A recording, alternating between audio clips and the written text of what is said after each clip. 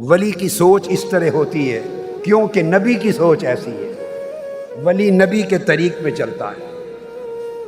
یہی دین کا علم ہے، یہی دین کی خدمت ہے، یہی دین کی پہچان ہے، یہی دین کا شیوہ زندگی ہے۔ حضرت سفیان ثوری رضی اللہ تعالیٰ عنہ ایک روز دریا میں غسل کرنے کے لیے گئے۔ آپ نے اپنے کپڑے اتار کے باہر رکھے، دریا کے کنارے پر غسل کرنے لگے۔ ایک چور آیا، وہ آپ کے کپڑے لے کے بھاگ گیا۔ آپ دریا کے کنارے پر کھڑے، کپڑے غائب ہیں۔ اتنی دیر میں جس ہاتھ میں کپڑے تھے آپ کے دائیں ہاتھ میں، اللہ تعالیٰ نے اس کے ہاتھ کو فالج زدہ کر دیا، مفلوج کر دیا۔ جب مفلوج ہو گیا تو دوڑ کے کپڑے لے کے واپس آیا اور آپ کو کپڑے پیش کیے کہ یہ آپ کے کپڑے ہیں، چونکہ بازو مفلوج ہو گیا۔ آپ نے کپڑے لے کے ہاتھ اٹھا لیے اور عرض کیا، باری تعالیٰ جس طرح میرے کپڑے واپس لوٹ آئے ہیں تو اس کا بازو اسے واپس لوٹا دے، جیسے میرے کپڑے لوٹ آئے ہیں تو اس کی صحت اس کو واپس لوٹا دے۔ تو اللہ والا چور بھی ہو کوئی تو اس کی صحت کی دعا کرتا ہے، اس کی بھلائی اور خیر کی دعا کرتا ہے۔ یہ اسی اسوہ کو دینے کے لیے انبیاء دنیا میں آتے ہیں۔ ان کی طبیعت میں سخاوت ہوتی ہے، اور طبیعت میں سخاوت اگر نہ ہو تو نہ ولایت ملتی ہے، نہ کوئی مرتبہ ملتا ہے، نہ حضور علیہ السلام سے قربت، نہ اللہ کی بارگاہ میں قربت۔ اب یہ دیکھیے ایک اور حضرت عائشہ صدیقہ رضی اللہ تعالیٰ عنہ فرماتی ہیں کہ ایک بکری آقا علیہ السلام کی خدمت میں تحفہ پیش کی گئی، بکری۔ آپ نے فرمایا اس کا گوشت پکا دو اور تقسیم کر دو۔ ام المومنین حضرت عائشہ صدیقہ رضی اللہ تعالیٰ عنہ فرماتی ہیں میں نے ساری بکری کا گوشت کاٹ کے پکا دیا اور پکا کے تقسیم کر دیا۔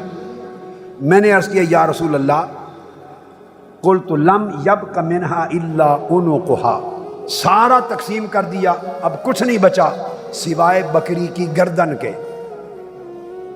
گردن گھر میں رہ گئی ہے اور گردن کے سوا کچھ نہیں بچا۔ آقا علیہ السلام نے فرمایا اس کا مطلب یہ ہے کہ صرف گردن جو آپ کہہ رہی بچ گئی، آپ نے فرمایا نہیں، گردن چلی گئی باقی سب کچھ بچ گیا۔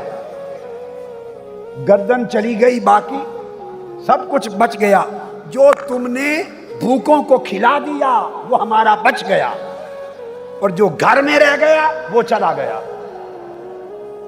یہ اسوہ رسول ہے، یہ سیرت رسول ہے، یہ میلاد مصطفیٰ کی رات کا پیغام ہے۔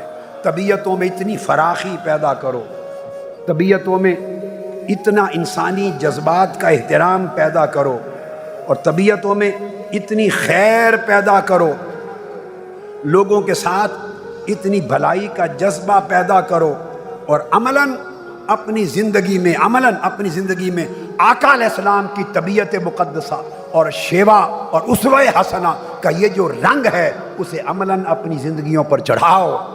اپنے مزاج بدلو، اپنی طبیعتیں بدلو، اپنے برتاؤ بدلو، اپنے بول چال کے طریقے بدلو، اور ایسے ہو جاؤ جیسے بہار کا موسم ہوتا ہے، انسانیت کے لیے بہار بن جاؤ۔ ختم کرتے ہوئے میں آپ کو بتاتا ہوں کہ حضرت عبداللہ بن جعفر رضی اللہ تعالیٰ عنہ بیان کرتے ہیں، یہ تو اب تک بات تھی انسان کی انسانوں کے ساتھ، انسانوں کے ساتھ، اب ختم کر رہا ہوں عبداللہ بن جعفر کے اس بیان سے۔ فرماتے ہیں کہ میں گھر سے نکلا، ریگستان میں ایک باغ تھا، کھجوروں کا باغ، نخلستان۔ وہاں آیا تو میں نے دیکھا ایک جوان بیٹھا ہے، اس جوان کے چہرے کو دیکھا، مجھے اس کے چہرے پر معرفت کے آثار نظر آئے، معرفت کے، اور ساتھ میں نے دیکھا کہ لگتا ہے کئی دنوں سے اس نے کھانا نہیں کھایا، بھوکا ہے، فاقہ ہے اس کا۔ میرے پاس 3 روٹیاں تھیں، میں نے تینوں روٹیاں اس جوان کو دے دی کہ کھا لے۔ دے کر میں تھوڑے فاصلے پر بیٹھ گیا، فاصلے پر دیکھنے لگا، کہتے ہیں تھوڑی دیر گزری تھی، اس نے ابھی کھائی نہیں روٹیاں، کوئی نہیں کھائی، تھوڑی دیر میں کتا آ گیا، اور کتا آ کر اس جوان کے آگے سامنے ہو کے بیٹھ گیا۔ اس جوان نے کتے کی طرف دیکھا اور اس نے ایک روٹی کتے کی طرف پھینک دی۔ کتے نے روٹی کھا لی، کھا کے پھر کتے نے اپنا منہ اوپر کیا اور جوان کو تکنے لگا۔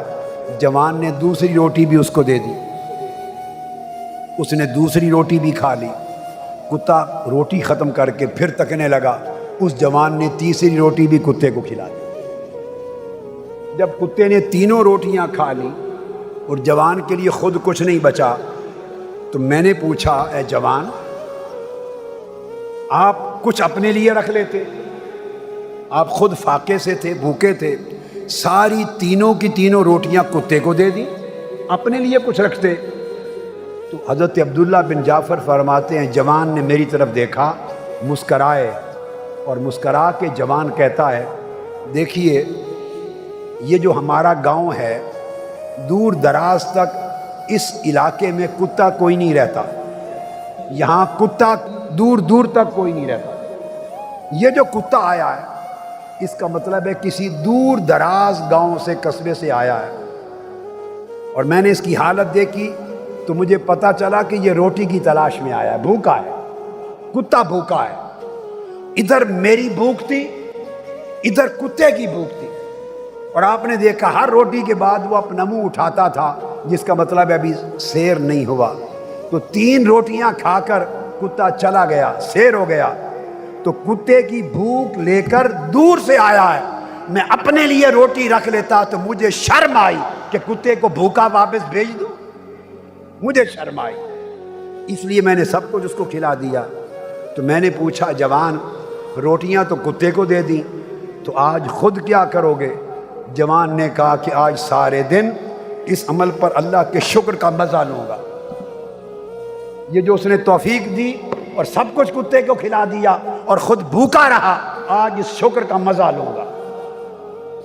عبداللہ بن جعفر کہتے ہیں، میں نے کہا سخاوت اس کو کہتے ہیں جو عمل میں نے کیا وہ سخاوت نہیں ہے۔ سارا نخلستان خریدا اور خرید کر فرماتے ہیں کہ انہوں نے اس نوجوان کو دے دیا کہ تمہارا حق ہے، تم اس نخلستان کو رکھو اور اللہ کی راہ میں خیرات کرو۔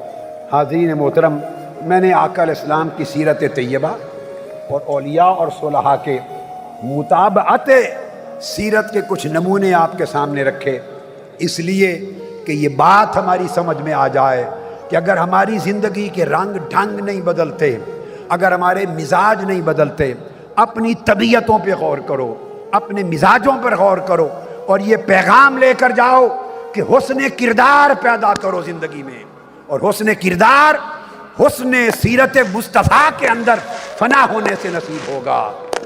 حسن سیرت مصطفیٰ میں فنا ہوگے، حسن کردار نصیب ہوگا۔ اس عمل کو کریں تاکہ اللہ پاک دنیا اور آخرت کے ہمارے احوال کو خیر کے ساتھ بدل دے۔ یہ شب میلاد اور یہ ماہ میلاد اللہ رب العزت ہماری زندگی کے احوال کو سنوارنے کا سبب بنا دے۔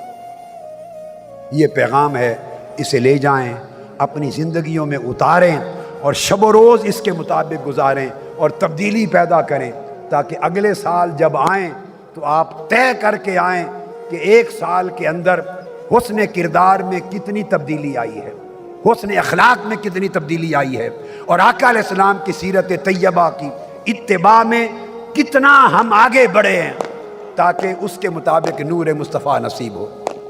اللہ رب العزت آپ کو سلامت رکھے اور دنیا و آخرت کی نعمتوں سے مالا مال کرے، اور ہر شر سے محفوظ رکھے، اور ہر خیر کو اللہ پاک آپ کا مقدر بنا دے۔